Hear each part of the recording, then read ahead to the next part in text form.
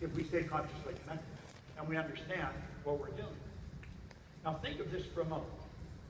I want you to look at the mind in a paradigm.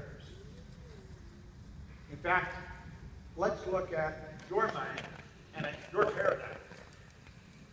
Now, the first time I had this explained to me, it was the most valuable idea I had ever learned. It's like I had all the pieces for the puzzle, but I couldn't get them to fit, and he gave me the lid to the box. He said there was a doctor in San Antonio, Texas, who was very involved in the healing arts. He was very involved in holistic healing, healed all parts. And he stated the mind is an activity, it's not a thing. No one has ever seen the mind in order to gain clarity and eliminate confusion. It becomes necessary that we create an image of the mind. Mind is movement, mind is not a thing. He said, let that represent the mind and the body. We'll divide the mind into two parts. He said there's the conscious mind, there's the subconscious, and there's the body. Now, as I say, that is the most valuable idea I've ever learned, because it gives me something, order, to work with. Out of confusion comes order, and it's a higher degree of order than that which existed prior to the confusion. So let's quickly run through this. We don't have a lot of time to do it. There's the conscious, the subconscious, and the body. Now, the conscious mind is the part of you that thinks. That's our thinking mind. It's also the part, what we call the educated mind. This is where the intellect is resident. Now, the subconscious is the emotional mind. They operate totally different. The conscious mind has the ability to choose. We have the ability to accept or reject. We do not have to accept what comes along. We have the ability to accept or reject it. And if we reject it, we have the ability to originate. The subjective mind does not have that ability. The subjective mind must accept whatever is given to it. It has no ability to reject. And here's something else. It cannot differentiate between what's real and what's imagined. If there's any psych majors, it's totally deductive in its reasoning capacity. Conscious is both inductive and deductive. Now, if you have never gone through this, you probably won't remember all this, but I'm going to help you with that too. Look here. Here you are today. We are being inundated with information. And because we have a reasoning factor, that's one of our higher faculties, we have the ability to think about what's coming at us. And then we can say, I don't want to accept any of this, and we can just tell it all to go away. You know what the problem is? We don't do that. You see, Earl Nightingale one time said if most people said what they were thinking, they would be speechless. Dr. Ken McFarland said that 2% of the people think, 3% think they think, and he said 95% would rather die than think. Yeah, you may be saying everybody thinks. Start listening to them. Would they be saying what they're saying if they were thinking? Stand back and watch what people do. Would they be doing what they were doing if they were thinking? No. See, the truth is we don't think, and when we don't think, that's the way we leave our subjective mind. Remember I said it couldn't reject? It must accept. It can't tell the difference between what's real and what's imagined. Why? That's the paradigm. We're programmed to do that.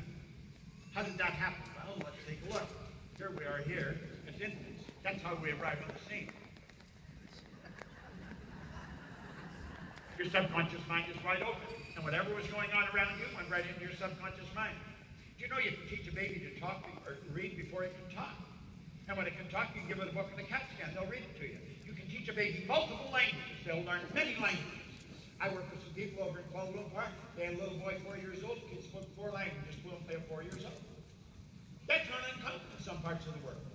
You can teach a child anything. They have no ability to reject. So whatever's going on around them. Now look at this for a moment. These thoughts just keep going in, and going in, and going in. That's all self-image is for. I like the way Robert Heinlein put it. He said, in the absence of clearly defined goals, we become strangely loyal to performing daily trivia until we ultimately become enslaved by it. Well, you know, there's a lot of people that are enslaved by daily trivia because they grew up with it.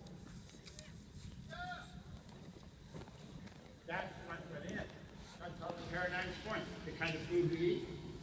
Everything that's going on, we're programmed. So here we are here, years later, living the same way. You say, well, it must be true. Sometimes, almost all welfare recipients, third, fourth, fifth generation welfare recipients. Now think of this for a moment. What our paradigm?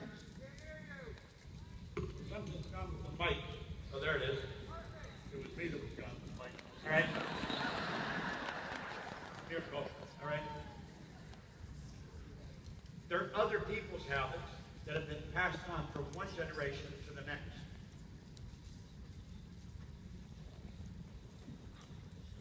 Think.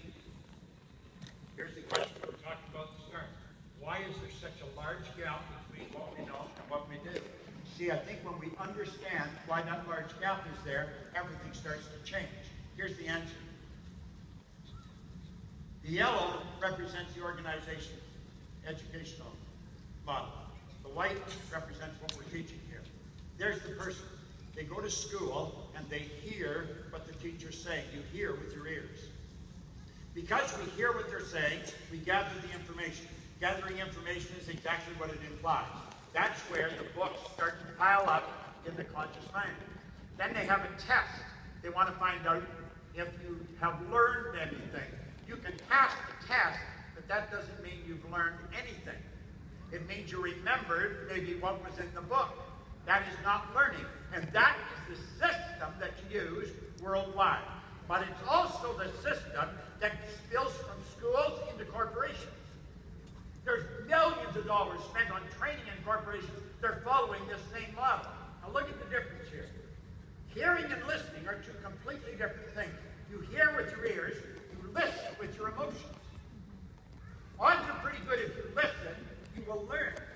Now learning is when we consciously entertain an idea, we get emotionally involved in that idea, we step out and we act on the idea, and we change the end result. Learning is the experience from thinking, emotional involved, acting. That's the learning experience. I heard this, I got emotionally involved, I did this, and I see the change in my result. Now look here for a moment. Here's a better way of looking at it possibly. School gave us valuable knowledge, however, school never taught us diddly about what a paradigm was. Therefore, we frequently don't do what we already know how to do. You could be following this method in teaching your new people. Okay. So we don't do what we already know how to do. Superior knowledge, inferior results, causes confusion and frustration.